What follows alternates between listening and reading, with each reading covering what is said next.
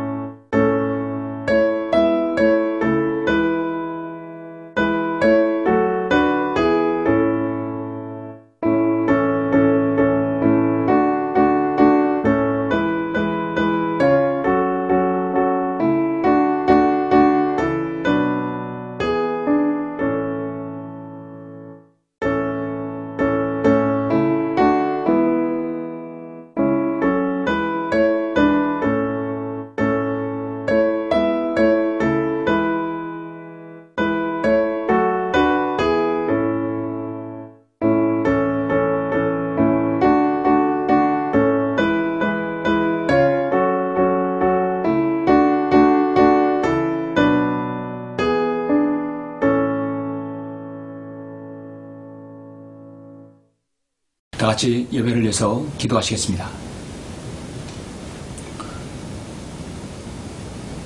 은혜와 진리가 충만하신 아버지 하나님, 저희들의 생일을 늘 눈과 같이 지켜주시고 함께해 주시는 아버지 하나님 감사를 드립니다. 어물과 저희들 가운데 죽어서 영원히 지옥의 나락으로 떨어져 파멸할 수밖에 없는 저희 인생들을 주님의 그 귀하신 보혈의 공로로 우리를 구원하여 주시고 하나님의 자녀로 삼아주심을 감사합니다. 오늘 이렇게 4월의 첫 주에 귀한 경배를 통해서 하나님께 영광을 돌리고 또 우리가 바른 말씀을 통해서 무엇인가 하나님 말씀을 통해 도전을 받고 귀한 진리의 말씀을 우리가 가지고 갈 수 있는 계기를 허락해 주심을 감사합니다. 주님께서 사랑하는 성도들 한 주 동안도 주님의 품 안에 지켜주시고 많은 이 세상의 거짓교리와 많은 미혹의 교리들을 우리가 잘 분별하고 하나님 말씀을 잘 분별해서 이렇게 영과 진리로 경배드릴 수 있도록 인도하심을 감사합니다. 많은 사람들의 믿음과 행위로 구원받는다고 속이고 있습니다. 시대에 이루어질 많은 표적들을 가지고 아버지는 이 시대의 사람들을 미혹하고 있습니다. 무엇보다도 우리에게 성령님을 통해 주신 이 바른 말씀을 잘 분별할 수 있도록 저도 허락해 주시고 악한 마귀의 교리들 또 악한 마귀의 모든 미혹들을 우리가 잘 이기고 승리할 수 있도록 저희들 인도하여 주시옵소서.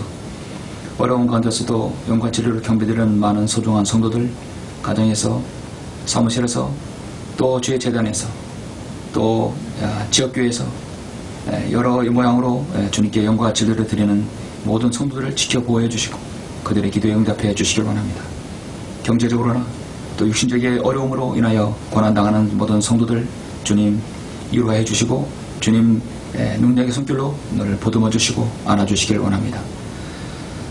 이 예배의 시종을 주님께 온전히 부탁드립니다. 주 예수 그리스도 이름으로 기도드렸습니다. 아멘. 영광을 주께 찬송가 312장입니다.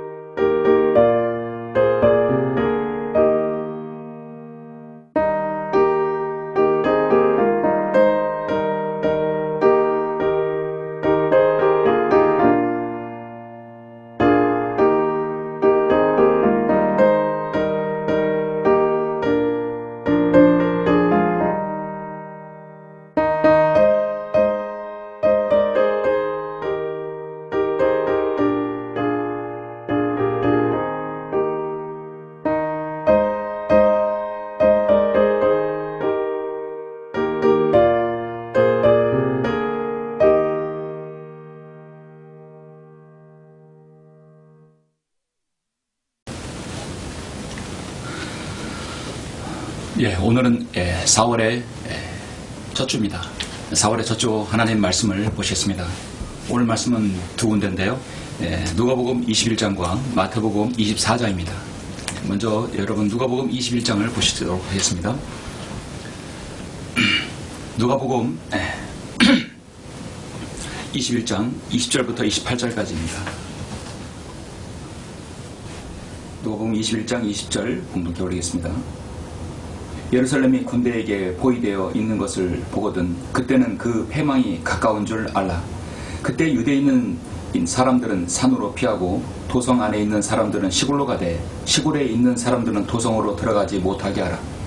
이는 이 날들이 복수의 날들이미니 모든 것을 기록된 대로 이루려 하는 것이라. 그날은 아이를 뵌 사람들과 젖먹이는 사람들에게 화 있으리라. 이는 그 땅에는 큰 고난이 이 백성에게는 진노가 있을 것이기 때문이라. 또 그들은 칼날에 쓰러질 것이며 모든 민족들에게 사로잡혀 갈 것이요. 또 예루살렘은 이방인들의 때가 찰 때까지 이방인들에게 짓밟히리라. 해와 달과 별들에는 표적이 있을 것이며 땅에는 민족들이 혼란 중에 괴로워하며 바다와 파도가 노하리라. 이 땅에 앞으로 무슨 일이 일어날 것인가를 생각하면 사람들의 마음은 두려움으로 인하여 실신할 것이라. 이는 하늘의 권능들이 흔들릴 것이기 때문이라. 그때 사람들은 인자가 구름을 타고 권세와 큰 영광으로 오는 것을 보리라. 그러나 이런 일이 일어나기 시작하면 이를 보고 너희의 머리를 들라. 이는 너희의 구속이 가까이 왔음이라고 하시더라. 누가복음 21장 지금 20절부터 28까지가 봉독해 올렸는데요. 이 말씀은 대환란에 있을 앞으로 교회 시대 이후에 대환란에 있을 그 말씀이죠. 이와 동일한 평행 구절이 이 마태복음 24장에 있는데 이 사정이 길기 때문에 제가 핵심적인 부분 15절부터 22절까지만 다시 제가 봉독해 올리겠습니다. 마태복음 24장 15절입니다. 그러므로 너희가 선지자 다니엘을 통하여 말씀하신 멸망에 가져간 것이 거룩한 곳에 선 것을 보리니 읽는 자는 깨달으라. 그때 유대에 있는 자들은 산으로 도망하라. 지붕 위에 있는 사람은 집 안에 있는 물건을 가지러 내려가지 말고 들에 있는 사람은 자기 옷을 가지러 돌아가지 말라. 그 날들에는 아이를 뵌 자들과 젖먹이는 자들에게 화 있으리라. 너희는 피난하는 일이 겨울이나 안식일에 일어나지 않도록 기도하라. 이는 그때 대환란이 있으리니 그와 같은 것은 세상에 시작된 이후로 지금까지 없었으며 또 결코 없을 것이기 때문이라. 만일 그 날들이 단축되지 아니하면 어떤 육체도 구원받지 못하리라. 그러나 택함받은 사람들을 위하여 그 날들이 단축될 것이라. 나머지 말씀은 제가 말씀 중에 설교 중에 말씀을 드리겠습니다. 여기서 21절 그때는 이는 그때 대환란이 있으리니 그와 같은 것은 세상에 시작된 이후로 지금까지 없었으며 또 결코 없을 것이기 때문이라. 핵심적인 말씀이죠. 지금은 대환란이 아닙니다. 앞으로 교회가 올라간 다음에 대환란이 있을 것입니다. 잠시 이 말씀을 위해서 기도하시고 잠깐 말씀을 전하겠습니다. 전지전능하시고 위대하신 아버지 하나님 감사를 드립니다. 이렇게 4월의 첫 주에 귀한 이 주일을 맞이해서 영과 진리로 경배드리며 이 귀한 소중한 말씀을 통하여 다시 한번 우리가 대환란에 대한 교리를 확고하게 알고 또 이 시대를 잘 분별하는 이 말씀을 우리에게 주심을 감사합니다. 많은 사람들이 아직도 이 대환란 교리에 미혹하고 속고 있습니다. 이 시대가 아니고 앞으로 다가올 시대인데 그것을 이 시대에 적용하여서 많은 교리적 혼란을 가져오는 일들도 있습니다. 이 말씀이 성도들에게 바른 영적 분별력을 가질 수 있는 좋은 계기가 될 수 있도록 주님께서 인도하여 주시옵소서. 주 예수 그리스도 이름으로 기도드렸습니다. 아멘. 오늘 말씀의 제목은 대환란 교리에 속지 말라라는 말씀을 제목으로 잠시 말씀을 전하겠습니다. 한마디로 대환란 교리에 이 시대에 속하지 않는데 이 대환란 교리에 이 시대에 적용해서 속는 사람들이 많다는 것이죠. 여러분 속게 되면 어떻게 되느냐면 속게 되면 무엇인가를 해야 합니다. 하게 된다는 것은 곧 행위 구원을 이룰 수 있다는 것이죠. 여러분은 예수 그리스도의 재림을 소망하고 계시죠. 그렇다면 우리는 예수님은 이제 언제 오시는가? 또 다른 말로 대환란은 언제 오는가라고 다른 말로 할 수 있습니다. 왜냐하면 대환란 끝에 예수님께서 인자가 세상에 오시기 때문입니다. 그 끝은 바로 주님의 재림과 천년왕국 통치가 시작되기 때문입니다. 주님의 재림은 언제 오는가? 대환란은 언제 오는가? 동일한 질문이 있을 수 있습니다. 또 다른 질문은, 또 다른 답변은 나는 그럼 언제 휴거가 되는가? 휴거가 되어야 여러분 대환란이 있지 않겠습니까? 666표를 받지 말라고 하는데 그것은 과연 무엇인가? 지금은 과연 666표를 받을 시기인가? 코로나 3년 동안 이 온 전 세계를 이렇게 뒤엎었던 그런 시대에 백신이 또 한 역할을 했죠. 그래서 백신을 맞은 것은 곧 666표를 맞은 것과 동일하게 말하는 그는 교리 또 교회도 넘쳐났었습니다. 아직까지도 백신을 맞은 사람은 666표를 받았다고 상하는 사람이 있어요. 그 허무맹랑한 그런 교리에 빠지고 미혹된 사람들이 있다는 것이죠. 예수 그리스도의 죄됨에 대해서 진지하게 생각해 본 사람이라면 누구나 한 번쯤은 이 대환란에 대해서 고민해 보았을 것입니다. 과연 대환란은 언제 오는가? 그렇다면 사람들이 말하는 대환란 시대에 지금 우리가 속하고 있는 것인가? 굉장히 중요한 질문입니다. 대환란이 지금 속하냐? 아니면 우리가 대환란에 속하지 않고 교회 시대에 속하냐? 왜 이것은 중요한 교리적 기준을 정하기 때문에 아주 여러분 유념해야 합니다. 어떤 유튜브를 보더라도 이 시대가 대환란 시대 바로 직전의 교회 시대 끝자락이라는 사실을 여러분 염두에 두고 들으셔야 됩니다. 그런데 지금 이 대환란 시대라고 해서 무슨 행위를 요구한다면 그거는 여러분 아예 여러분 청취를 하지 말아야 됩니다. 듣지도 말아야 됩니다. 어떻게 그러면 믿음 생활을 해서 주님께 영광을 돌려야 되는 것인가? 참으로 그 믿음 생활은 대환란 시대와 교회 시대는 다르기 때문에 구별을 잘 해야 되죠. 이런 심리에 편성해서 새로운 이단 종파들이 급격하게 많이 생겨났습니다.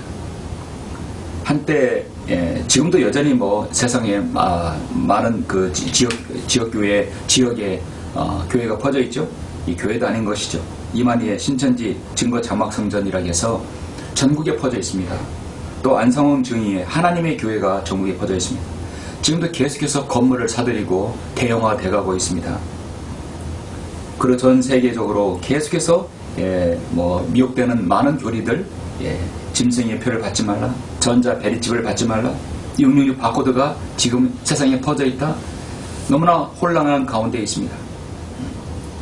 수많은 이단들, 그리고 교회는 올바른 교리를 가르치지 못하고 있고 세상에 편성하고 또 세상에 많은 것을 미혹하는 많은 여러분 사이비들 얼마나 많습니까? 이런 혼란 가운데서 우리가 신실하게 주님을 섬겨야 되는 것 참으로 어려운 시대입니다. 너무나 많은 정보의 홍수 가운데 살고 있기 때문에 어떤 것이 진실인지 바른 것인지 구별하지 못하는 그런 시대입니다. 상담 전화가 이렇게 신앙 상담 전화가 가끔 오면 많은 질문들 중에 이런 질문이 있습니다. 우리가 지금 대환란 끝에 있는 것인가 아니면 교회 시대 끝에 있는 것인가? 그런 질문이 있다는 것은 아직도 많은 사람의 미혹을 받고 있다는 것이죠. 속고 있다는 것입니다. 교회가 과연 그러면 우리가 대환란을 통과하느냐? 절대 통과하지 않죠. 교회는 대환란 통과하지 않습니다. 대환란 전에 교회가 휴거되기 때문입니다. 지금 한국교회를 크게 강타하는 것 중에 하나의 신흥교단이 너무나 많습니다. 그런 많은 교단들의 공통점은 바로 이 시대가 교회 시대가 아니라 대환란 시대로 보고 있다는 것이죠. 특히 여러분 신천지 이만희 그 증거 장막 성전이 그렇습니다. 오늘 본문에 누가복음 21장과 24장 또 마가복음 13장을 바로 이 시대에 적용시키는 것이 가장 큰 문제입니다. 이 시대에 적용시키게 되면 과연 그러면 14만 4천 명은 누구인가? 당연히 신천지 증거 장막 성전 이만희는 자기들이라고 하겠죠. 그래서 정말 구원받은 14만 4천 명을 자기들 아전 인수격으로 해석하는 교회가 그런 집단이 너무나 많다는 것입니다. 그런 혼란 가운데서 우리는 오늘 누가복음 21장 이 말씀을 한번 눈여겨봐야 합니다.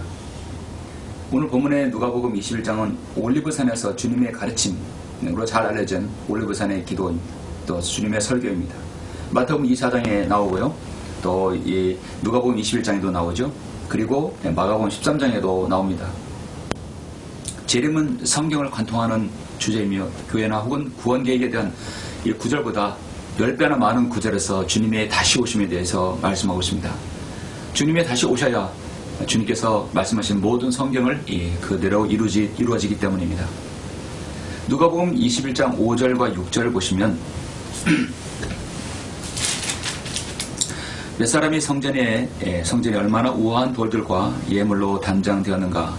성전에 관하여 말하고 있을 때 주께서 말씀하시기를 너희가 보고 있는 이것들이 그날이 오면 돌 위에 돌 하나도 남지 않고 다 무너지리라고 하시니 그들이 주께 물어 말씀드리기를 선생님 그러면 언제 이런 일이 있겠으며 이런 일이 일어날 때 어떤 표적이 있겠나이까 라고 하더라. 어떤 표적이 있겠나이까. 너희는 미혹되지 않도록 주의하라. 이는 많은 사람이 내 이름으로 와서 말하기를 내가 그리스도라 때가 가까웠다고 하리라. 그래도 너희는 그들을 따르지 말라. 자, 여러분 오늘 이렇게 보면 사람들이 정말 많은 그 미혹의 시대에 있다 보니까 내가 그리스도라 이렇게 말하는 사람들 많죠. 내가 하나님이라. 마치 이걸 보고 이와 비슷한 현상으로 보고 오늘 누가복음 21장과 마태복음 24장을 이 시대, 대환란 시대로 보고 있다는 것이죠. 그러니까 우리는 어떤 하나님의 말씀이라고 한다면 그 말씀이 이 교회 시대에 적용을 해야 되냐, 대환란에 갖다 놔야 되냐, 어느 시대에 갖다 놓는 것이 가장 중요합니다. 시대별로 교리가 다르기 때문입니다. 성경은 이 모든 것을 하나님의 말씀을 통해서 우리에게 분별력을 주십니다. 첫째, 바른 분별력을 가지려면 바른 말씀이 있어야 되죠. 변경된 성경은 절대로 안 되는 것입니다. 우리는 이 땅에서 영혼을 투자한다고 했을 때 이 땅에 썩어질 것들에 투자하지 않습니다. 우리는 영혼에 대해서 투자하는 사람들입니다. 영혼에 투자한다는 얘기는 우리가 영적인 부분을 우리가 더욱 우선시한다는 것이죠. 우리는 앞으로 이 교회 시대가 끝나면 저 셋째 하늘에 올라가서 주님과 영혼을 보내야 됩니다. 그러면 우리가 이 땅에 단순하게 보이는 것을 위해서 하는 것이 보이지 않는 것을 우리가 더 중요하게 알게 되겠죠. 많은 사람들이 대환란에 속고 있습니다. 저는 이 대환란에 속고 있는 사람들에게 또 대환란이 이 시대에 대환란 교리를 이 시대에 적용하는 사람들에게 세 가지를 질문을 던지고 그들에게 진리를 말씀드리고자 합니다. 대환란의 혼란을 가지고 있는 사람들에 대해서 여러분 이 말씀을 잘 여러분 유념하시고 또 여러분 전달하시면 좋을 것 같습니다. 대환란 교리에 속지 말라. 왜 우리는 대환란 교리에 속지 말아야 되는 것인가? 첫 번째로 지금은 은혜로 구원받는 교회 시대이기 때문입니다. 자, 여러분 지금은 은혜로 구원받는 교회 시대입니다. 지금 2024년 바로 4월 7일 지금은 대환란이 아니라 교회 시대라는 것입니다.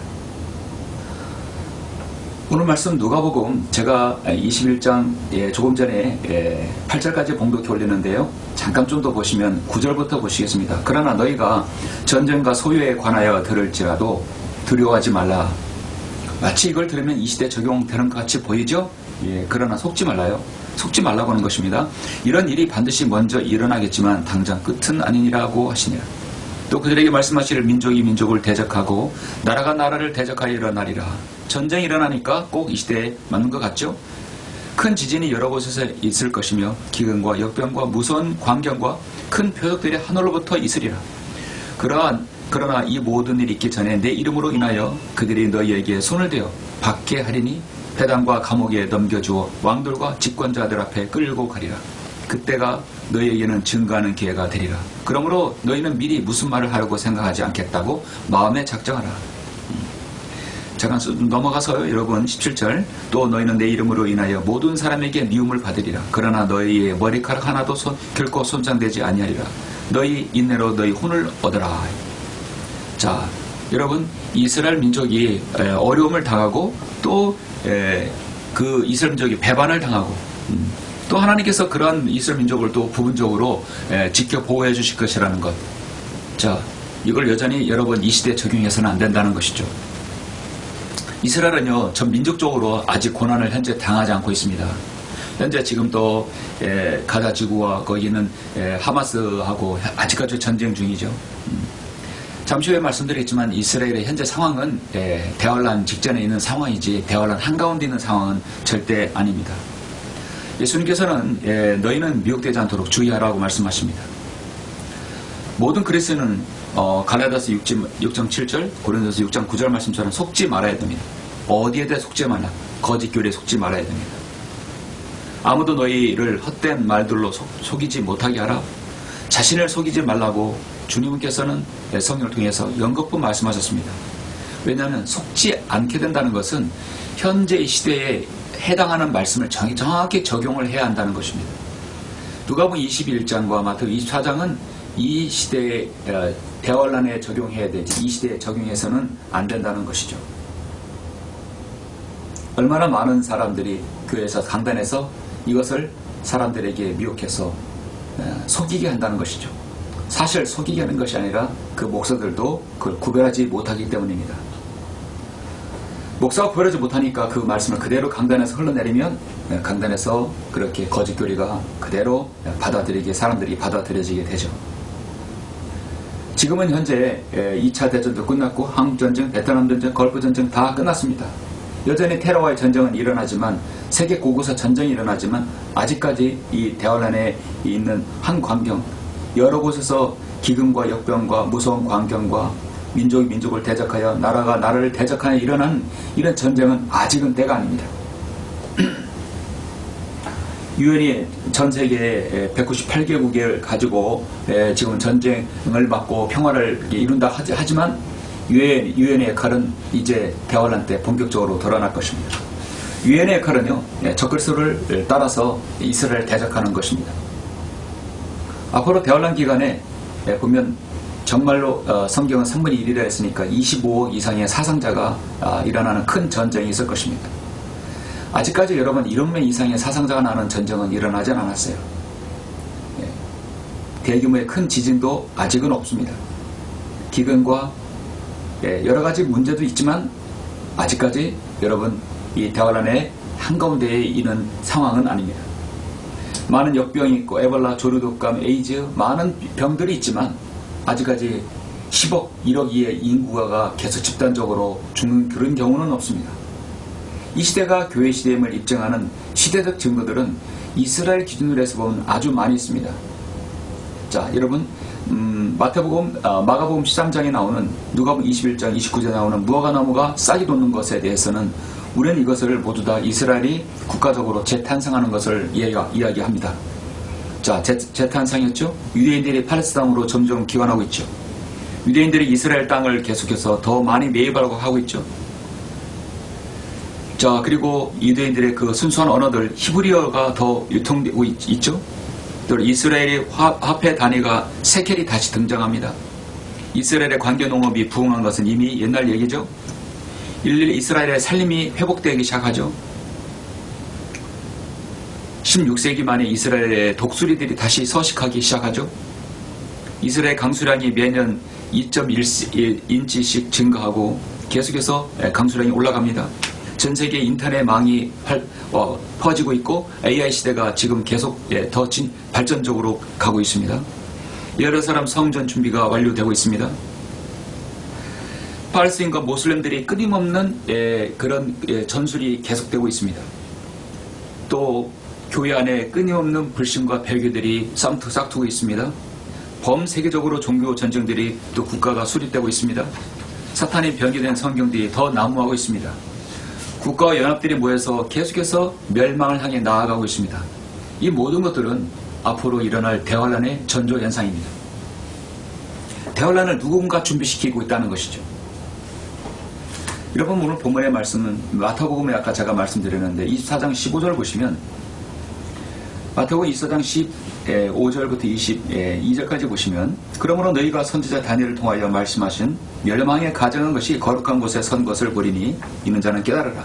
그때 유대에 있는 자들은 산으로 도망하라. 지붕에 있는 사람은 집안의 물건을 가지고 있는 물건을 가지고 내려가지 말고 들에 있는 사람은 자기 옷을 가지러 돌아가지 말라. 그날들은 아이를 뵌 자들과 젖먹이는 자들에게 화 있으리라. 너희는 피난한 일이 겨울이나 안식일에 일어나지 않도록 기도하라. 이는 그때 대환란이 있으리니 여러분에서 환난, 니은이면 우리가 당하는 고난이고요. 헐난은 리을 니은이면 환란은 바로 교회 시대가 끝난 이후의 대환란을 얘기하는 것입니다. 그래서 지금 대환란 시대가 아니죠. 예. 그때 대환란이 있으리니 그와 같은 것은 세상이 시작된 이후로 지금까지 없었으며 또 결코 없을 것이기 때문이다. 분명히 말씀드리는데 이 대환란은 지금이 아니라 교회가 휴거된 다음에 오는 것입니다. 만일 그날이 단축되지 아니하면 어떤 육체도 구원받지 못하리라. 그러나 택함받은 사람들을 위하여 그 날들이 단축될 것이라 했습니다. 교회 시대는요, 여러분 유월절을 지킨다든지 율법과 교회의 규례를 지킴으로써 영원한 생명을 얻는 그런 시대가 아닙니다. 오직 인류의 죄를 제거하신 우리 주 예수 그리스도의 하나님의 어린 양의 구속 사역을 통하여 주님의 보혈을 통하여 구원받는 그런 시대입니다. 사람이 율법의 행위로 이렇게 되는 것이 아니에요. 예수 그리스도의 믿음으로 인하여 되는 줄 알고 우리도 예수 그리스도를 믿었나니 이는 우리가 율법의 행위로서가 아니라 그리스도를 믿음으로 인하여 의로워지고자 함이라. 이는 율법의 행위로는 아무 육체도 의롭게 될 수 없음이라고 분명하게 말씀하고 있습니다. 하나님의 교회가 지상에 있다면 절대로 대환란 시대가 아니죠. 우리는 예수 그리스도를 통해서 구원받은 성도이기 때문에 이 땅에서 구원받았지만 이 교회가 하나님의 보호를 받고 있는 시대입니다. 예. 하나님의 교회가 보호받지 않으면 여러분 우리 하나님의 자녀라고 어떻게 할 수 있을까요? 예. 대환란 교회에 속지 말라. 두 번째로 우리는 왜 대환란 교회에 속지 말아야 되는가? 지금은 여러분 아직 예루살렘이 건재하다는 것입니다. 예루살렘은 곧 주인이 바뀔 것입니다. 예루살렘의 주인이 바뀐다는 얘기는 곧 이제 환란 성전이 되고 이루어지고 거기에 적그리스도가 좌정한다는 것입니다. 아직 그러한 시대는 오지 않았습니다. 누가복음 21장 20절부터 24절을 보니까 예루살렘이 군대에게 포위되어 있는 것을 보거든 그때는 그 패망이 가까운 줄 알아. 아직 예루살렘이 어디에 점령되거나 함락되지는 않았어요. 그때는 이미 복수의 날이라 하겠습니다. 잠시 여러분 데살로니가 후서 2장 2장 1절부터 잠깐 여러분 1절부터 10절까지 잠깐 보시겠습니다. 형제들아 우리 주 예수 그리스도의 오심과 그 앞에 우리가 함께 모이는 일에 관하여 이제 너희에게 간구하노니 영으로나 말로나 또는 우리에게서 받았다고 하는 편지로나 그리스도의 날이 가까웠다고 마음이 쉽게 흔들거나 두려워서는 안 될 것이라. 아무도 어떤 모양으로든 너희를 미혹하지 못하게 하라. 어떤 모양으로든지 너희를 미혹하지 못하게 하라. 대환란 교리를 가지고 이 시대에 적용해서 행위 구원을 강조하는 것은 여러분 그런 것을 미혹당하지 말라고 하는 것이죠. 이런 것을 오늘날 한국교회에서 목회자들이 설교를 통해서 강의를 통해서 성경 공부를 통해서 바르게 알려줘야 되는데 완전 무방비 상태로 되어 있다는 것이죠. 이는 먼저 배교하는 일이 이르지 않고 또 그 죄의 사람 곧 멸망의 아들이 나타나지 않고서는 그 날이 오지 아니함이라. 아직 죄의 사람 멸망의 아들은 이 땅에 나타나지 않았어요. 어딘가 있겠죠. 그는 대적하는 자며 또 하나님이라 불리우는 모든 것과 숭배받는 대상에 자신을 높여 하나님의 성전에 앉아 환란 성전에 앉을 것입니다. 아직 환란 성전이 건립되지 않았습니다. 황금 바이돔 서원에 그 어디엔가에 분명히 세워질 것입니다. 한간에는 그 모든 준비가 다 세팅이 되었다고 하죠. 그러나 아직 여러분 그것이 이루어지지는 않았어요. 하나님처럼 보여 자신을 하나님이라고 하느니라. 아직 그런 시대는 오지 않았어요. 그렇기 때문에 지금은 우리가 교회에서 끝자락에 살고 있는 것이지 대환란에 지금 한가운데 있지 않다는 것이죠. 내가 너희와 함께 있었을 때 너희에게 이 일들에 대해 말한 것을 기억하지 못하느냐? 이제 너희는 무엇이 막고 있는지를 아나니 이는 그가 자기 때에 나타나는 것이라. 불법의 신비가 이미 활동하고 있나니 현재는 막는 자가 있어 막을 것이나 그가 그 길에서 옮길 때까지만 그러하리라. 사탄이 아직 그를 컨트롤하고 있는 것이죠. 그러면서 그 악한 자가 나타나니 적그리스도죠. 주께서 그를 자기 입에서 나오는 영으로 소멸하시고 그의 찬란한 오심으로 제거하시리라. 그 악한 자가 오는 것은 사탄의 역사에 따라 모든 능력과 표적들과 거짓 이적들과 멸망하는 자들아 있는 모든 불의의 속임수로 오는 것이니 이는 그들이 진리의 사랑을 받아들이지 아니하여 구원을 받지 못하였기 때문이라. 그는 은혜의 시대에 구원받지 못하였기 때문에 대환란에 들어가는 것입니다. 이로 인하여 하나님께서 그들에게 강력한 미혹을 보내시어 거짓말을 믿게 하시면 진리를 믿지 않는 불의를 좋아하는 모든 자로 심판을 받게 하려 하십니다. 하나님께서 강력한 이 사탄의 이 도구를 통해서 한번 걸러버린다는 것이죠. 걸른다는 것입니다. 그러면 이 시대를 여러분 대환란 시대로 적용하게 되면 많은 문제들이 생겨납니다. 교리적 혼란이 가중될 수밖에 없죠. 예루살렘은요 아직 건재합니다. 아직 적그릇을 통해서 짓밟히지 않았어요. 거기에 환란 성도도 세워지지 않았고, 그런데 어떻게 이 시대에 마태복음 24장과 누가복음 22장을 대환란에 적용시켜야 되겠습니까?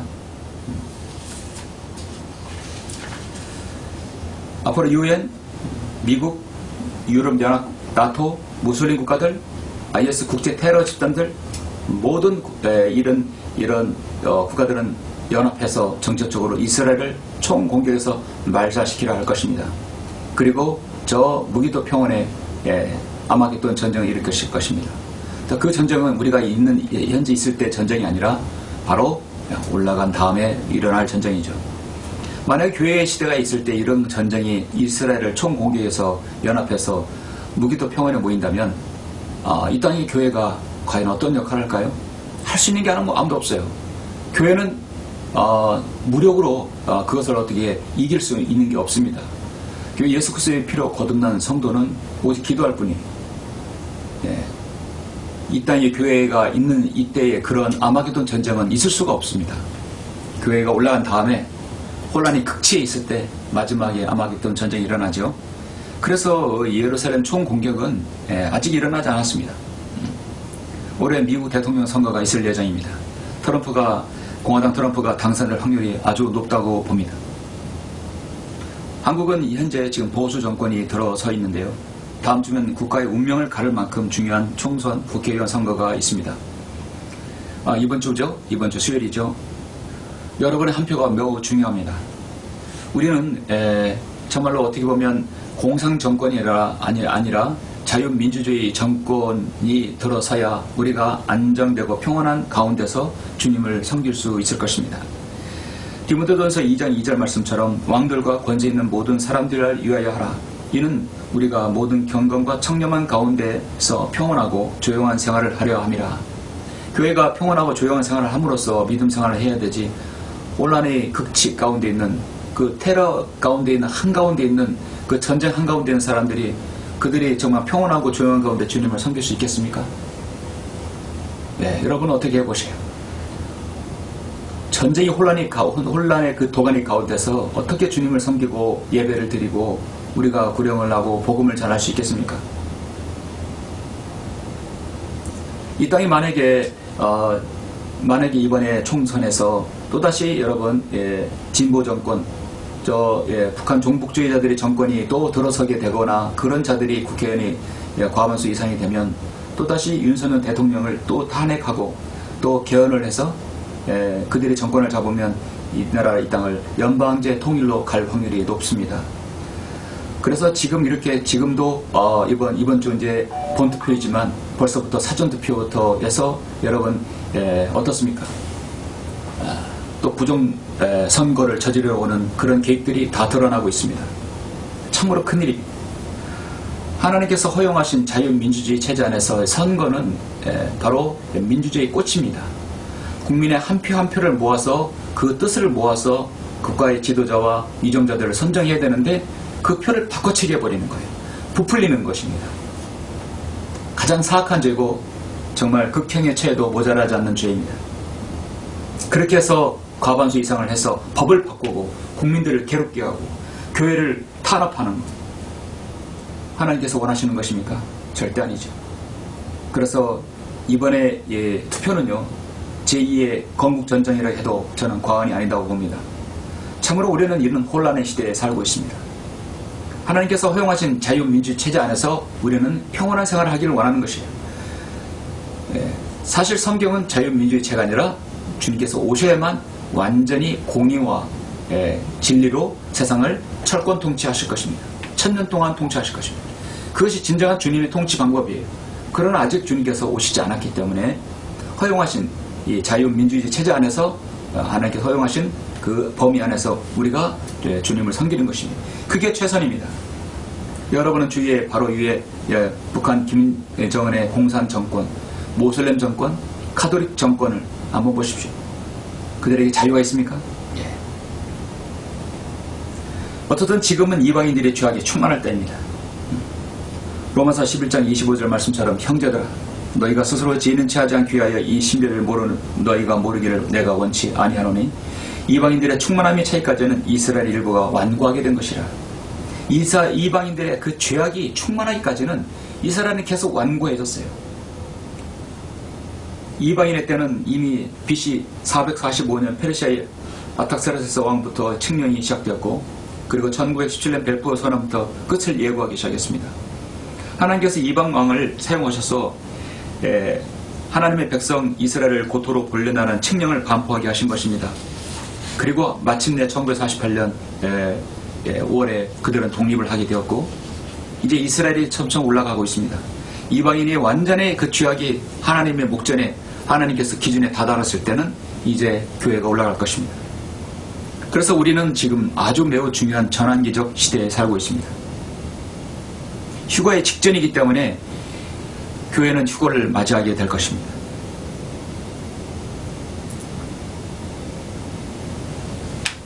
이제서 하나님께서는 이방 민족을 배제시키고 이스라엘을 부각시킬 것입니다. 현재 하나님께서는 모든 백성에게 예루살렘을 떨리는 잔과 무거운 돌이 되게 만들고 계신다고 말씀하셨어요. 이스라엘은 늘 어느 민족 어떤 통치자에게도 뜨거운 감자였습니다. 이스라엘에게 과연 선대하느냐 이스라엘에게 적대하느냐 그것이 그들에게 국가의 흥명성쇠가 달려 있었어요. 뜨거운 감자, 다른 말로 성경에서는 떨리는 잔과 무거운 돌이라고 말씀하시는 것이죠. 대환란에 속지 말자.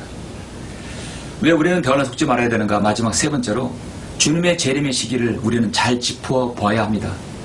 마지막으로 여러분 요한계시록 19장 11절 잠깐 보시겠습니다. 요한계시록 19장 11절 보시면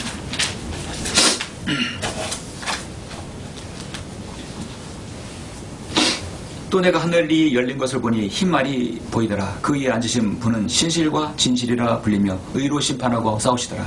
하늘이 열렸다는 것은 뭔가 올라가거나 뭔가 내려온다는 것이죠. 이 문이 열린 것은 주님께서 우리 성도들과 함께 7년 대환란 기간에 하늘에 천상에 있다가 내려오는 것입니다. 그 하늘나라에서는 그리스도의 심판석과 어린 양 혼인잔치가 이루어지죠. 이제 끝나고 내려오는 것입니다. 이게 바로 재림이라고 할 수 있죠. 그의 눈은 불꽃 같고 머리에는 많은 왕관이 있고 또 한 이름이 기록되어 있는데 그 자신 외에는 아무도 모르며 피에 젖은 옷을 입었는데 그 이름은 하나님의 말씀이라고 불리더라. 또 하늘에는 군대들이 희고 정결한 세마포를 입고 흰 만두를 타고 그를 따르더라. 아주 촉박한 상황이에요. 주님께서 재림하실 때 지금 먼저 이 땅에 있는 유엔과 수많은 군대 연합군들이 예루살렘을 포기해서 전쟁을 치르는 거예요. 적그리스도의 군대들이 예루살렘을 완전히 씨를 말리려고 하는 그런 때 주님께서 아마겟 전쟁에 그들을 처부수로 내려오시는 것입니다. 그것은 곧 재림인 것입니다. 그래서 성경은 군대들이라고 말씀하고 있어요. 그 입에서는 예리한 칼이 나와서 그것으로 민족들을 칠 것이요 또 철장으로 그들을 다스릴 것이며 그는 전능하신 하나님의 맹렬한 진노의 포도틀을 밟으실 것이라. 또 그의 옷과 넓적다리에 이름이 기록되어 있는데 만화의 왕 만주의 주라 하였더라. 이렇게 해서 이 군대들이 완전히 다 전멸되는 것이죠. 20절 보면 그러나 그 짐승이 잡히고 짐승 앞에서 기적들을 행하던 거짓 선자도 그와 함께 잡혔으니 그는 짐승과 더불어 그 짐승의 표를 받는 자들과 그의 형상에 경배한 자들을 속이던 자라. 이들이 유황으로 불타오르는 불못에 산채로 던져지더라. 그리고 그 남은 자들은 마리에 앉으신 분의 칼, 즉 그의 입에서 나오는 칼로 살해되니 모든 새들이 그들의 살로 배를 채우더라. 이 새는 뭐 독수리겠죠, 당연히. 여러분 주님의 재림은 이제 우리가 시기적으로 볼 때 우리가 첫 수수로 보게 되면 첫 수확은 처음 읽은 열매를 거둔 때이죠. 바로 예수님이 부활하실 때 구약 성도들도 부활해서 그 낙원에서 셋째에 올라가는 것이죠. 추수는 가장 많은 열매를 거두는 것입니다. 바로 교회 시대 끝에 우리가 올라가는 것입니다. 이삭 죽기는 추수 끝에 아직까지 떨어진 이삭을 줍는 것입니다. 가장 적은 열매이죠. 소수 열매입니다. 대환란 때의 마지막 끝자락에 있을 것입니다.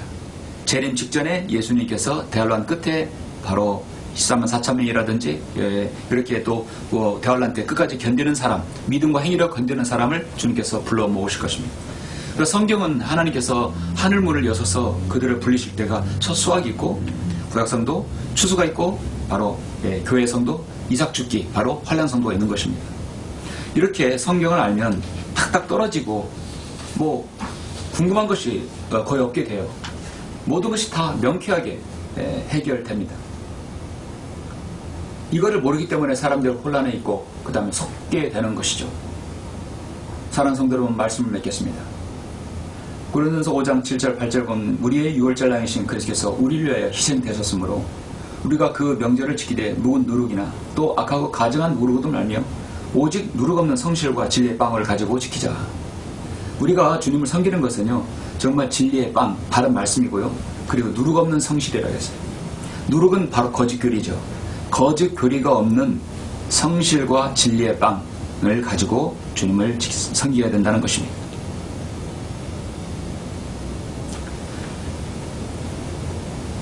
누가복음 22장 보시면 이 6월절이 하나님의 나라에서 이루어지기까지는 내가 그것을 다시 먹지 아니하리라. 하나님의 나라가 올 때까지 내가 포도열매가 난 것을 마시지 아니라고 말씀하셨습니다. 예수님께서 재림하실 때 천년왕국이 세워지면 물리적인 천년의 임재 속에서 영적인 나라와 하나님 나라가 하나로 합쳐집니다. 이럴 때 주님께서 재림하시면 모든 것이 예언대로 이루어질 것입니다. 여러분, 성경의 권위는 재림과 연관되어 있고 예수님의 신성도 마찬가지입니다. 재림과 관련시키지 않으면 주의 만찬 또한 모든 무의미한 의식이 됩니다. 여러분, 재림이 없다면 여러분의 구속은 완전되지 않습니다. 재림이 없다면 하나님께서 이스라엘과 맺으셨던 언약들도 모든 의미를 상실할 것입니다. 주님의 재림이 없다면 예수 그리스도의 천년왕국의 유업을 우리는 누리지 못할 것입니다. 주님의 재림이 없다면 영구적인 의와 화평도 없을 것입니다. 재림이 없다면 땅에 내려진 저주도 고도질 수 없는 것입니다. 재림을 통해서 자연계가 구원받고 그 모든 이 땅의 동식물들 자동적으로 다 길들여지고 천년왕국도 회복될 것입니다. 전 세계 화합국인 예루살렘은 평화가 아직 오지 않았습니다. 정말 평화의 도시, 화평의 도시인 예루살렘 이름에 걸맞은 그 시대는 주님께서 재림하셔야만이 올 것입니다. 유대인들은 그들의 죄를 담당하시고 왕국을 세우실 유월절 어린 양, 하나님의 어린 양을 거부해버렸고 처음과 하나님을 거부함으로써 이 땅에 자신들의 왕국을 세우려 했었습니다. 그러나 그것은 바로 모든 인간의 발상이었습니다. 2000년의 시간이 흘렀습니다. 골로새 2장 14절에서 우리를 거스르고 우리를 대적한 손으로 쓴 법령을 지워버리고 또 그것을 그의 십자가에 못 박아 없애셨으며 그러므로 음식으로나 마시는 것으로나 거룩한 날이나 새 달이나 안식일에 관해서는 아무도 너희를 판단하지 못하게 하라. 이런 것들에 다가올 것의 그림자이나 몸은 그리스도의 것이니라. 우리는 잘 분별해야 됩니다. 그래서 이 땅에서 우리가 주의 만찬을 향하는 것은 너희가 이 빵을 먹고 이 잔을 마실 때마다 주의 죽으심을 기억하는 것인데 언제까지요? 주님 오실 때까지 선포하는 것입니다. 중요한 것은 우리 안에서 묵은 누룩이 떨어져야 합니다. 우리는 이미 묵은 누룩이 우리 안에서 이미 다 많이 벗겨졌어요. 여러분의 바른 말씀을 봄으로써 누룩이 벗겨지는 것입니다. 그래서 끊임없는 하나님의 말씀을 통해서 우리가 성결의 삶을 살고 우리가 복음의 진리를 우리가 처해진 상황에서 최선을 다해 전하는 것입니다. 여러분은 대환란 교리에 절대 속지 말아야 됩니다. 누가복음 21장과 마태복음 24장을 가지고 이 시대를 대놓고 설교한다는 것은 여러분 그 성경을 아예 시청 자체를 하지 말아야 됩니다. 자신이 있으면 여러분 미혹당하지 않게 됩니다.